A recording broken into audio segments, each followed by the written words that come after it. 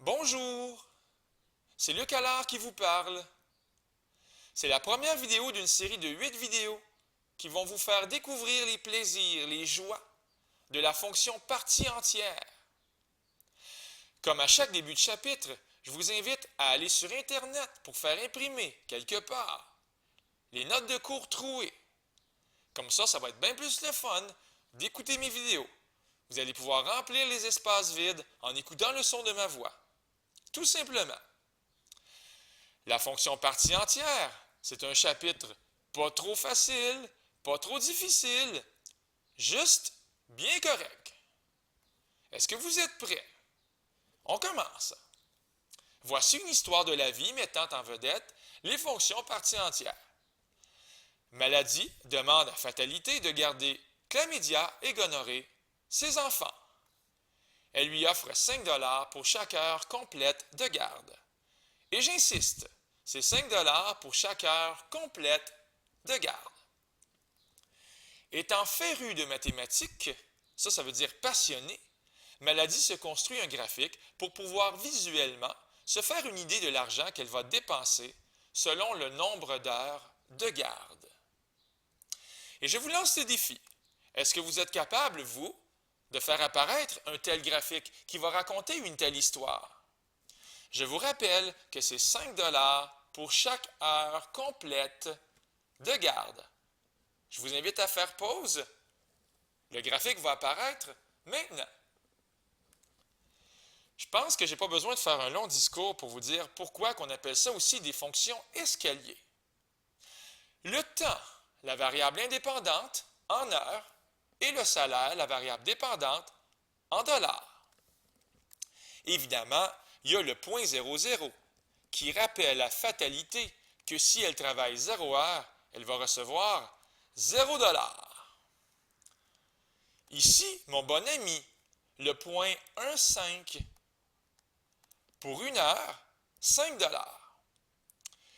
Mais ici, je ne sais pas si vous regardez, mais il y a un segment, et dans ce segment-là, c'est rien d'autre qu'une infinité de points. J'aimerais vous présenter un autre point qui est un bon ami à moi. Souvent, les vendredis soirs, on s'appelle et on se donne des nouvelles. Ce point-là, c'est une demi, virgule 0. Donc, au bout d'une demi-heure, 0 $. Et c'est pour ça que j'ai insisté tant sur la phrase, que c'est 5 $ mais pour chaque heure complète de garde. Donc, au bout d'une demi-heure, pas d'argent. C'est vraiment au bout d'une heure que l'argent se met à rentrer. Un autre ami qui est ici. Voilà. Ça aussi, c'est un bon ami à moi. Par exemple, 1h30, 1,5 heures. Bien, ça aussi, c'est 5 $ seulement. Finalement, c'est le même salaire pour 1h30 que pour une heure. C'est un peu ça le principe pour la fonction escalier. Je vous rappelle, ou je vous annonce, ou je vous fais remarquer que la distance entre les marches ici, c'est 5 $. C'est la hauteur de la contre-marche, on peut dire ça aussi. Et je vous déclare que la longueur d'une marche, ici, c'est 1 heure. Bien, peut-être qu'on a compris un peu le graphique, peut-être qu'on sait un peu où on s'en va, mais c'est quoi la règle?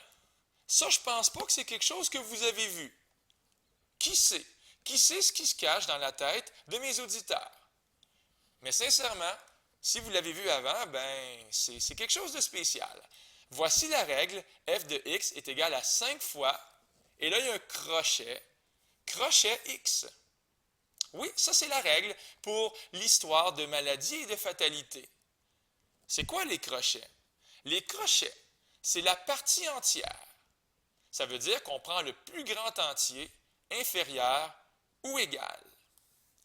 Par exemple, si x égale 1h30, comme ceci, bien, combien d'argent ça va donner? Bien, je vais écrire exactement ceci. Je vais écrire f de 1,5 qui est égal à 5 fois la partie entière de 1,5. Mais c'est quoi la partie entière de 1,5? On prend le plus grand entier inférieur ou égal. On n'ira pas prendre 2, parce que 2, ce n'est pas inférieur. On va prendre 1, parce que 1, c'est le plus grand entier qui est plus petit que 1,5. Il y en a plein des entiers qui sont plus petits que 1,5. Il y a 0, il y a -1, il y a -100. On va prendre le plus grand entier inférieur ou égal. C'est 1. Et c'est pour ça qu'ici, je vais écrire que ça fait 5 fois 1, ce qui va faire 5 $ pour 1h30 de travail. Ce n'est pas très juste. Ici, on remarque que les ronds noirs sont à gauche, hein? Rond noir à gauche ou rond bleu, bref, un rond foncé, et à droite, ben, c'est un rond blanc. Je vais revenir un petit peu plus tard sur la magie des ronds noirs et des ronds blancs. On poursuit, juste pour voir si on a bien compris le principe de la fonction partie entière. La partie entière de 3,5, c'est quoi le plus grand entier inférieur ou égal à 3,5? C'est 3, mesdames et messieurs. Le plus grand entier inférieur ou égal à 6,8, c'est pas 7, c'est 6. Ici, c'est 0. Et étant donné que 7, c'est déjà un entier, la partie entière de 7, c'est 7. Attention au nombre négatif. Le plus grand entier inférieur ou égal. Si je vous demande la partie entière de moins 3,8, on ne peut pas répondre moins 3, parce que moins 3, ce n'est pas inférieur. On veut un nombre, un entier plus petit ou égal à moins 3,8, et on va donc choisir moins 4. Et ici, encore une fois, moins 4. Si on retourne à l'exemple de maladie et de fatalité, pour cette situation, tant que la première heure n'est pas complétée, la partie entière va donner 0. Alors là, ce que je vais faire, c'est mettre 0,5 heures dans la règle pour bien vous montrer que ça fait 0 $. Alors, ça fait 5 fois la partie entière de 0,5, ce qui fait 5 fois 0 et ce qui fait 0 $. Ce n'est pas une bonne idée que de travailler une demi-heure pour rien avoir en retour. Pensez-y, peut-être que fatalité se fait jouer des tours. Au bout d'une heure complète, ça va être enfin un peu d'argent, 5 $. F de 1. On remplace x par 1, mesdames et messieurs. La partie entière de 1, c'est 1. 5 fois 1, 5 $. Il était temps. 5 $ enfin, bien mérité, surtout si les enfants ne sont pas sages. C'était quoi déjà le nom des enfants? Je vous laisse aller les relire. Au bout de 8 heures et 15 minutes, pourquoi j'ai mis 8,25? Parce que c'est brillant de savoir convertir les minutes en nombre décimal. Ici, 15 minutes sur 60, ça fait combien en centièmes? Mais on réalise que ça fait 25 centièmes. Finalement, 8 heures et 15 minutes, c'est la même chose que 8,25 heures. 5 fois la partie entière de 8,25, ce qui va faire 5 fois 8, 40 $. N'est-ce pas merveilleux? Je vous laisse sur un dernier défi, une dernière histoire, un autre graphique à tracer. Et c'est toujours intelligent que de faire pause. Fatalité n'est vraiment pas contente. Elle demande à Maladie, à partir du moment où elle commence à garder 15 $. Et ce, jusqu'à la complétion de 2 heures. Aussitôt qu'une autre tranche de 2 heures recommence, c'est un autre 15 $. Est-ce que vous êtes capable de faire le graphique? Je vous demande de faire pause et de l'essayer. Voici le graphique. Encore une fois, on a notre célèbre ami, le point 00, qui rappelle à fatalité que pour 0 heure, c'est 0 $.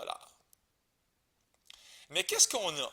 Ici, on a un point, un bon ami. Le point, c'est 0,5 et 15. Absolument, 0,5, 15, le même 15 qui est ici.